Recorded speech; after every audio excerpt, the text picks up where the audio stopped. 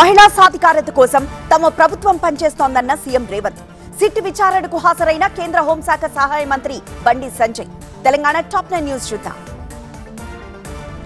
రాఖీ పండుగ శుభాకాంక్షలు తెలిపారు CM Revanth Reddy. Deputy CM Bhatti Vikramarka మహిళా సాధికారత కోసం ప్రజాప్రభుత్వం కృషి చేస్తోందన్నారు సీఎం. ఆడబిడ్డలకు ఆర్థిక సాధికారతే అసలైన రక్షాబంధన్ అన్నారు భట్టి విక్రమార్క. ఫోన్ ట్యాపింగ్ కేసులో బండి సంజయ్ ను సిట్ విచారించింది. సిట్ అధికారులకు ఆధారాలందించారు. తనతో పాటు కుటుంబ సభ్యుల ఫోన్లను కూడా ట్యాప్ చేశారన్న బండి సంజయ్. రేవంత్, హరీష్, కవితల ఫోన్లు ట్యాప్ అయ్యాయన్నారు. కేసీఆర్ కి రేవంత్ క్లీన్ చిట్ ఇచ్చారన్నారు బండి సంజయ్. బండి సంజయ్ కు జగ్గారెడ్డి కౌంటర్ ఇచ్చారు. అవినీతిని బయటపెట్టడం తప్ప అరెస్ట్ చేయడం తమ ఉద్దేశం కాదన్నారు. బండి సంజయ్ ఇలాంటి మాటలతో ఎంతకాలం గడుపుతారని ఆయన ప్రశ్నించారు. రాష్ట్రానికి ఉపయోగపడే ఒక్క పనైనా బండి సంజయ్ చేయాలన్నారు జగ్గారెడ్డి. కాళేశ్వరంపై బీఆర్ఎస్ ఎదురుదాడి చేస్తోందన్నారు మంత్రి పొంగులేటి.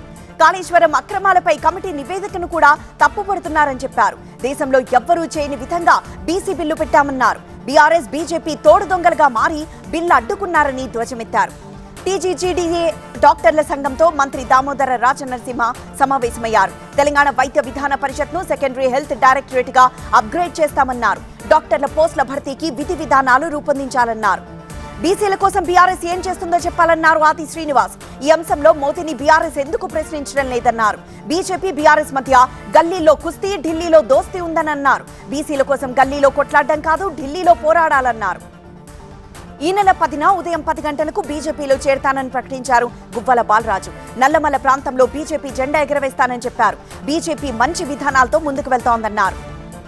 ఒక్క ఓటమితోనే గువ్వల కుంగిపోతున్నారని చెప్పారు బీఆర్ఎస్ నేత ఆర్ఎస్ ప్రవీణ్. మనసు చంపుకొని బీజేపీ దగ్గరకు వెళ్లారన్నారు. స్వార్థ ప్రయోజనాల కోసం వెన్నుపోటుదారిగా మారారని ఆయన విమర్శించారు. త్వరలో అచ్చంపేటలో కేటీఆర్ సభ నిర్వహిస్తామన్నారు నిరంజన్ రెడ్డి. ఒక్కొక్కరం ఒక్కో మండల బాధ్యత తీసుకుంటామని తెలిపారు. 8 జెడ్పీటీసీ, ఎంపీటీసీలు గెలిచేలా ముందుకు సాగుదామని నిరంజన్ రెడ్డి అన్నారు. వైసీపీ చేస్తోంది తప్పుడు ప్రచారమన్న మంత్రి నారాయణ. మండలి చైర్మన్ కు వైసీపీ ఎమ్మెల్సీల ఫిర్యాదు. పులివెందుల జెడ్పీటీసీ ఎన్నికల్లో వేడెక్కిన రాజకీయం. ఏపీ టాప్ 9 న్యూస్ ఇప్పుడు చూద్దాం. మంచి చేయాలని అనుకుంటే వైసీపీ తప్పుడు ప్రచారం చేస్తోందని మంత్రి నారాయణ అన్నారు. వీఆర్సీ స్కూల్ ని రాష్ట్రంలోనే రోల్ మోడల్ గా తీర్చిదిద్దామన్నారు. యువనేత లోకేష్ కూడా మంగళగిరిలో ఒక స్కూల్ ను ఆధునీకరిస్తున్నారని చెప్పారు. ఏపీ శాసన మండలి చైర్మన్ ను కలిశారు వైసీపీ ఎమ్మెల్సీలు. ఎమ్మెల్సీ రమేష్ యాదవ్ పై దాడి మీద చైర్మన్ కు ఫిర్యాదు చేశారు. తనపై 50 మంది రాళ్లు, కర్రలతో దాడి చేశారన్నారు రమేష్ యాదవ్. పులివెందుల్లో రక్త చరిత్ర సృష్టిస్తున్నారని, రిగ్గింగ్ చేసైనా గెలవాలని చూస్తున్నారని చెప్పారు. ఈసీ భారీ కుట్రకు తెరలేపిందని ఎంపీ అవినాష్ రెడ్డి ఆరోపించారు. నల్లగొండవారిపల్లె పోలింగ్ బూత్ మారుస్తున్నారని చెప్పారు. 4 కిలోమీటర్లు వెళ్లి ఓటు వేయాల్సిన పరిస్థితి ఉంటుందన్నారు. ఎక్కువ మంది ఓటు వేయకూడదని టీడీపీ కుట్ర చేస్తోందన్నారు. లిక్కర్ కేసుపై కీలక వ్యాఖ్యలు చేశారు ఏపీ బీజేపీ చీఫ్ మాధవ్. మద్యం కేసులో అరెస్టులను స్వాగతిస్తున్నట్లు చెప్పారు. ఏ విషయంలోనూ వైసీపీకి బీజేపీ మద్దతు గానీ, కేంద్రం సపోర్టు గానీ లేదన్నారు. గతంలోనూ ఇప్పుడు కూడా వైసీపీకి వ్యతిరేకంగా బీజేపీ ఫైట్ చేస్తోందన్నారు. లిక్కర్ స్కామ్ లో జగన్ అరెస్ట్ ఖాయమన్నారు BJP MLA Nallamilli Ramakrishna Reddy. Big boss కు సంబంధించిన ఆధారాలు సిట్ దగ్గరున్నాయని చెప్పారు. జగన్ ఎప్పుడైనా అరెస్ట్ కావచ్చన్నారు నల్లమిల్లి. వైసీపీ డైవర్షన్ పాలిటిక్స్ చేస్తోందన్నారు మంత్రి సవిత. లీజులను అడ్డు పెట్టుకుని రాజకీయం చేయడం లేదని స్పష్టం చేశారు. వైసీపీ వాళ్లు దాడులు చేసి తమపై నెపం నెడుతున్నారని ఆరోపించారు. పులివెందుల రావడానికి వివేక కుటుంబం భయపడుతోందన్నారు. గత 5 ఏళ్లు తనను తుదుముట్టించడానికి కుట్ర జరిగిందన్నారు జమ్మలమడుగు ఎమ్మెల్యే ఆదినారాయణ రెడ్డి. కేసులు పెట్టి వేధించడంతో పాటు చంపడానికి ప్రయత్నించారని ఆరోపించారు. వివేక మర్డర్ కేసులో అన్యాయంగా తమను ఇరికించారన్నారు ఆదినారాయణ రెడ్డి. వైఎస్ సునీత వ్యాఖ్యలకు మేరుగా నాగార్జున కౌంటర్ ఇచ్చారు. వివేక హత్య కేసులో సునీతను టీడీపీ ఓ పావులా వాడుకుంటోందన్నారు. చంద్రబాబు చేతిలో సునీత కీలుబొమ్మలా మారారని ఆరోపించారు. ఎన్నికలు వస్తేనే సునీత బయటకొస్తూ ఉంటారన్నారు మేరుగా నాగార్జున. చిన్నప్పటి నుంచి కలిసిమెలిసి పెరిగిన అవినాష్ రెడ్డి తమ కుటుంబానికి ద్రోహం చేస్తారని ఊహించలేదన్నారు వైఎస్ సునీత. హత్య అని తెలిసిన తర్వాత ఆదినారాయణ రెడ్డి, బీటెక్ రవి, సతీష్ రెడ్డి కలిసి చంపారని, తనతో పేపర్పై సంతకం చేయించాలని చూశారన్నారు సునీత. మూసీ ప్రాజెక్టుకు భారీ వరద. మార్కాపురం మాస్టర్ ప్లాన్ పై చర్చ. ఆలయాల్లో శ్రావణ శుక్రవారం సందడి. టాప్ 9 పల్లె వార్తలు చూద్దాం.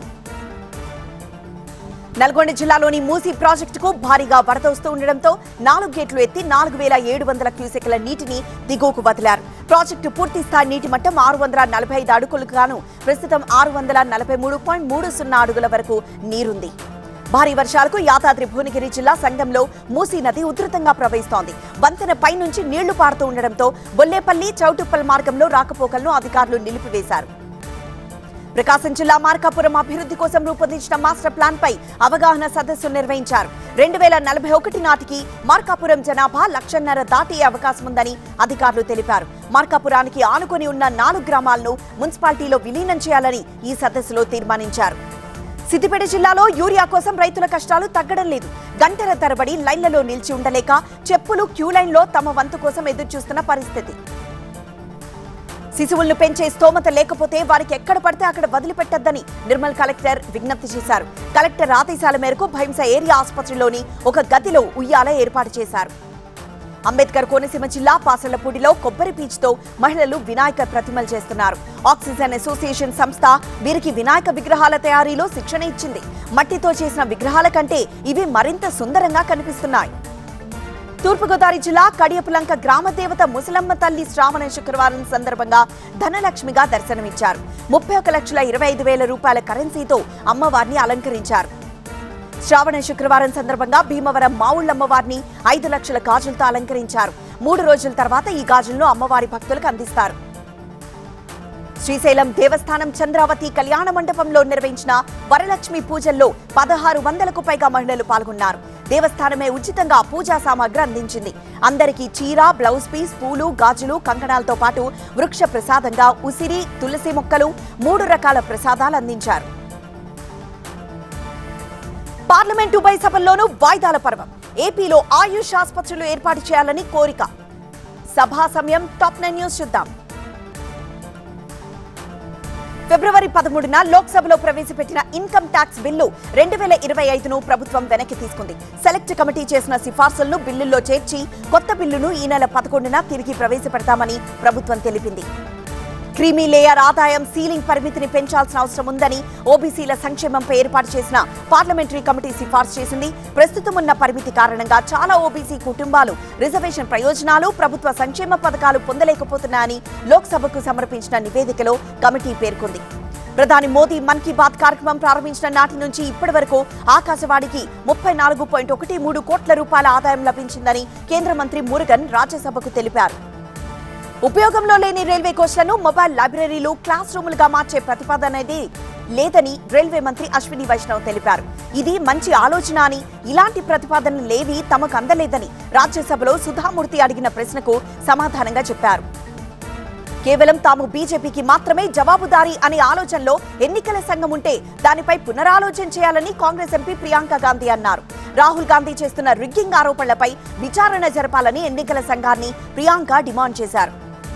ఆంధ్రప్రదేశ్లో ఆయుష్ ఆసుపత్రుల సంఖ్య పెరగాలని లోక్సభలో టీడీపీ ఎంపీ లావు కృష్ణదేవరాయలు ప్రభుత్వాన్ని కోరారు. ఏపీలో కేవలం 2 50 పడకల ఆసుపత్రులు మాత్రమే ఉన్నాయన్నారు. వెనుకబడిన రాయలసీమ, పల్నాడులో వీటిని ఏర్పాటు చేసే ప్రతిపాదన ఉందా అని ప్రశ్నించారు. ఓటర్ల జాబితా సవరణపై పార్లమెంట్ లోపల వెలుపల విపక్షాల నిరసన కొనసాగుతూనే ఉంది. హిందీ, మరాఠీ, బెంగాలీ, మలయాళం, తెలుగులో రాసిన ప్లెకార్డులు పట్టుకుని ఎంపీలు నిరసన చేపట్టారు. సభలో గందరగోళ పరిస్థితులు సృష్టించేందుకు కొందరు సభ్యులు 267 నిబంధనలు వాడుకుంటున్నారని రాజ్యసభ ఉపాధ్యక్షుడు హరివంశ్ ఆగ్రహం వ్యక్తం చేశారు. విపక్షాలు ఇచ్చిన వాయిదా తీర్మానాన్ని తిరస్కరిస్తున్నట్లు ప్రకటించారు. లోక్సభ, రాజ్యసభల్లో విపక్షాల నిరసనలు కొనసాగడంతో ఉభయ సభలు వాయిదాలతో నడిచాయి. మధ్యాహ్నం తర్వాత 2 సభలు రేపటికి వాయిదా పడ్డాయి. రష్యా అధ్యక్షుడికి ప్రధాని మోదీ ఫోన్. బీహార్లో జానకి మందిరానికి శంకుస్థాపన. ఎన్నికల సంఘంపై మరోసారి విరుచుకుపడ్డ Rahul Gandhi. National top 9 news ఇప్పుడు చూద్దాం. ఉగ్రవాద వ్యతిరేక కార్యకలాపాలను కాంగ్రెస్ పార్టీ, ఆర్జేడీ వ్యతిరేకిస్తున్నాయని కేంద్ర హోంమంత్రి అమిత్ షా అన్నారు. దేశ భద్రత వ్యవహారంలో జోక్యం చేసుకునే హక్కు ఎవ్వరికీ లేదన్నారు. బీహార్ సీతామండిలో ఆయన జానకీమాత ఆలయానికి శంకుస్థాపన చేశారు. గడిచిన 10 ఏళ్ల ఓటర్ జాబితాలు, వీడియో రికార్డింగ్లను వెంటనే తమకు అందించాలని ఎన్నికల సంఘాన్ని రాహుల్ గాంధీ డిమాండ్ చేశారు. రిగ్గింగ్ కారణంగానే తాము 2024 మహారాష్ట్ర అసెంబ్లీ ఎన్నికల్లో ఓడిపోయామని మరోసారన్నారు. బీజేపీతో కలిసి పనిచేస్తూ ప్రజల నుంచి ఓట్లను ఎన్నికల సంఘం చోరీ చేస్తోందని రాహుల్ గాంధీ పునరుద్ఘాటించారు. అఫిడవిట్ ఇవ్వాలన్న ఎన్నికల సంఘం డిమాండ్ను తోసిపుచ్చారు. రాజ్యాంగాన్ని పట్టుకొని తాను పార్లమెంట్లో ఇప్పటికే ప్రమాణం చేశానని రాహుల్ గుర్తు చేశారు. తమపై చేసిన ఆరోపణలు విశ్లేషణలను నమ్మినట్లయితే రాహుల్ గాంధీ వెంటనే మహారాష్ట్ర, కర్ణాటక చీఫ్ ఎలక్టోరల్ ఆఫీసర్ల ముందు డిక్లరేషన్ ఇవ్వాలని, లేదంటే క్షమాపణ చెప్పాలని ఎన్నికల సంఘం సూచించింది. డిక్లరేషన్ పై సంతకం చేయనట్టయితే ఆయనకు ఆయన విశ్లేషణపై నమ్మకం లేదని భావిస్తామని తెలిపింది. ఉజ్వల గ్యాస్ పథకాన్ని ఈ ఆర్థిక సంవత్సరంలోనూ కొనసాగించేందుకు సబ్సిడీ మొత్తం 12,000 కోట్ల రూపాయలకు కేంద్ర కేబినెట్ ఆమోదం తెలిపింది. దేశంలో ప్రస్తుతం 10.33 కోట్ల ఉజ్వల కలెక్షన్స్ ఉన్నాయి. ట్రంప్ దాడులతో గాయపడి నిస్తేజంగా మారిన ప్రధాని ఇప్పుడు రైతుల పాలిట ఆపద్బాంధవుడని చెప్తే నమ్మేవాళ్లెవరూ లేరని కాంగ్రెస్ ప్రధాన కార్యదర్శి జయరాం రమేష్ విమర్శించారు. 5 ఏళ్ల క్రితం ఆందోళన చేస్తున్న రైతులను ఎగతాళి చేసిన విషయాన్ని ఎక్స్ వేదికగా జయరాం రమేష్ ప్రస్తావించారు. జాతీయ విద్యా విధానానికి తాము వ్యతిరేకమని, తాము ద్విభాషా సిద్ధాంతాన్ని అనుసరిస్తామని తమిళనాడు సీఎం ఎంకే స్టాలిన్ స్పష్టం చేశారు. తమిళనాడు కోసం ప్రత్యేకంగా రూపొందించిన రాష్ట్ర విద్యా విధానాన్ని స్టాలిన్ విడుదల చేశారు. బీహార్ బీజేపీ నాయకులు లాలూ ప్రసాద్ యాదవ్ కంటే కూడా ఎక్కువ అవినీతి పరులని జన్సురాజ్ పార్టీ అధినేత ప్రశాంత్ కిషోర్ ఆరోపించారు. బీహార్ ఆరోగ్య శాఖ మంత్రి మంగళ్ పాండేపై ఆరోపణలు గుప్పించారు. 28 లక్షలకు ఒక్కటి చొప్పున 1200 అంబులెన్స్లకు ఆర్డర్ ఇచ్చారని తెలిపారు. పొరుగు రాష్ట్రాల్లో వాటిని 14 లక్షలకే కొనుగోలు చేశారని ప్రశాంత్ కిషోర్ వెల్లడించారు. మాజీ సీఎంను స్వయంగా వేదికపైకి తీసుకెళ్లిన కేంద్ర మంత్రి, ఇకపై హిందుస్థాన్ను మిస్ అవుతానన్న సుప్రీంకోర్టు న్యాయమూర్తి, నెల రోజుల తర్వాత రోడ్డుపైకొచ్చిన లారీ. మెట్రో టాప్ 9 న్యూస్ చూద్దాం. దానికపై హిందుస్థాన్ను మిస్ అవుతానని సుప్రీంకోర్టు న్యాయమూర్తి జస్టిస్ సుధాంశు ధూలియా అన్నారు. ఆదివారం ఆయన రిటైర్ కానుండటంతో సుప్రీంకోర్టులో ఆయనకు వీడ్కోలు కార్యక్రమం నిర్వహించారు. భోపాల్లో జరిగిన ఒక కార్యక్రమంలో ఆసక్తికర దృశ్యం ఆవిష్కృతమైంది. అక్కడ ఒక స్కూల్ ప్రారంభోత్సవానికి ముఖ్య అతిథిగా కేంద్ర మంత్రి జ్యోతిరాదిత్య సింధియా హాజరయ్యారు. ఆయన వేదిక పైన కూర్చున్నారు. కింద కాంగ్రెస్ నేత దిగ్విజయ్ సింగ్ కూర్చున్నారు. దీంతో జ్యోతిరాదిత్య సింధియా లేచొచ్చిన దిగ్విజయ్ సింగ్ ను వేదికపైకి తీసుకువెళ్లారు. ఐఎన్ఎస్ చిల్కాలో 6వ బ్యాచ్ అగ్నివీరుల పాసింగ్ అవుట్ పెరేడ్ జరిగింది. ఇందులో 2,000 మంది అగ్నివీరులున్నారు. వీరిలో 300 మంది మహిళలు. వీళ్ళంతా 16 వారాల పాటు కఠినమైన శిక్షణ పొందుతారు. గుజరాత్ వడోదర బ్రిడ్జ్ కూలిన ఘటనలో గత నెల 9న చిక్కుకుపోయిన లారీని ఎట్టకేలకు తొలగించారు. ఆ రోజున వంతెన కూలిన సమయంలో ప్రయాణిస్తున్న వాహనాలన్నీ నదిలో పడిపోయాయి. ఈ లారీ డ్రైవర్ మాత్రం దూకి ప్రాణాలు కాపాడుకున్నారు. జపాన్లోని హిరోషిమా, నాగసాకిపై అణుబాంబులు వేసి 80 ఏళ్లైన సందర్భంగా ఢిల్లీలోని ఇండియా ఇంటర్నేషనల్ సెంటర్లో ఫోటో ఎగ్జిబిషన్ ఏర్పాటు చేశారు. భారత్లోని జపాన్ రాయబార కార్యాలయం దీన్ని ఏర్పాటు చేసింది. రాజస్థాన్ జైసల్మర్లో బీఎస్ఎఫ్ జవాన్లు రాఖీ పండుగను ముందుగానే జరుపుకున్నారు. బీఎస్ఎఫ్ లో పనిచేస్తున్న మహిళా జవాన్లు తమ తోటి జవాన్లకు రాఖీలు కట్టి స్వీట్స్ తినిపించారు. బీహార్ గయాలో రాఖీ పండుగను మహిళలు వినూత్నంగా జరుపుకున్నారు.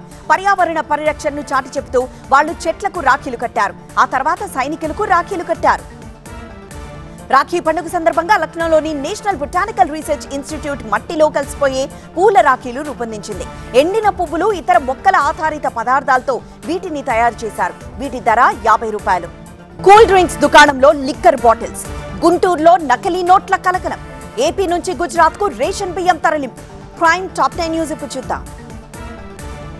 నల్గొండ జిల్లా మిర్యాలగూడలో గంజాయి అమ్ముతున్న 16 మందిని పోలీసులు అదుపులోకి తీసుకున్నారు. వారి నుంచి 7.5 కిలోల గంజాయి, కారు, 3 బైక్లు, 10 మొబైల్ ఫోన్లు స్వాధీనం చేసుకున్నారు. ప్రకాశం జిల్లా కొనకమిట్ల మండలం చిన్నారికట్ల జంక్షన్ దగ్గర కూల్ డ్రింక్ షాప్ లో నిల్వ చేసిన మద్యం బాటిల్స్ ను ఎక్సైజ్ అధికారులు పట్టుకున్నారు. వీటిని విక్రయిస్తున్న మహిళను అరెస్ట్ చేశారు. ఆంధ్రప్రదేశ్ నుంచి గుజరాత్ కు అక్రమంగా తరలిస్తున్న రేషన్ బియ్యాన్ని నల్గొండ జిల్లా వాడపల్లి చెక్పోస్ట్ దగ్గర పోలీసులు పట్టుకున్నారు. 30 టన్నుల బియ్యాన్ని స్వాధీనం చేసుకున్నారు. వరంగల్ కాకతీయ మెడికల్ కాలేజ్ లో సైకియాట్రీ అసిస్టెంట్ ప్రొఫెసర్ వేధిస్తున్నారని కంప్లైంట్ బాక్స్ లో పీజీ స్టూడెంట్స్ లేఖ వేశారు. దీనిపై విచారణకు 5 ప్రొఫెసర్లతో కేఎంసీ ప్రిన్సిపల్ సంధ్యారాణి కమిటీ వేశారు. రాజమండ్రి ఆదికవి నన్నయ్య యూనివర్సిటీలో ఫోటోల పేరుతో అసిస్టెంట్ ప్రొఫెసర్, మరో 4 విద్యార్థులు తనను వేధిస్తున్నారని ఒక విద్యార్థిని వర్సిటీ రిజిస్ట్రార్ కు ఫిర్యాదు చేసింది. గుంటూరులో నకిలీ 500 రూపాయల నోట్లు మార్చుతూ 2 వ్యక్తులు పట్టుబడ్డారు. పోలీసులు వారిని అదుపులోకి తీసుకునే సమయంలో బ్యాగుతో మరో వ్యక్తి పరారయ్యాడు. వరంగల్ ములుగు జాతీయ రహదారి 163 పైనున్న ప్రధాన బ్రిడ్జ్ కుంగిపోయింది. ఓవర్లోడ్ తో వస్తున్న ఇసుక లారీల కారణంగా ఇది కుంగిపోయినట్లు అనుమానిస్తున్నారు. దీంతో వాహనాలను పోలీసులు దారి మళ్లిస్తున్నారు. పిల్లలను విక్రయిస్తున్న ముఠాను యూపీ గజియాబాద్ పోలీసులు అరెస్ట్ చేశారు. వీరి వెనుక నర్సులు, ఆసుపత్రుల సిబ్బంది, ఆశా వర్కర్లు, మ్యారేజ్ బ్యూరోల ఉద్యోగులున్నట్లు పోలీసులు గుర్తించారు. స్టాక్ మార్కెట్లో కొనసాగుతున్న నష్టాలు. ఇక వెండి ఆభరణాలకు హాల్ మార్కింగ్, తగ్గిన టాటా మోటార్స్ లాభం. బిజినెస్ టాప్ 10 న్యూస్ చూద్దాం.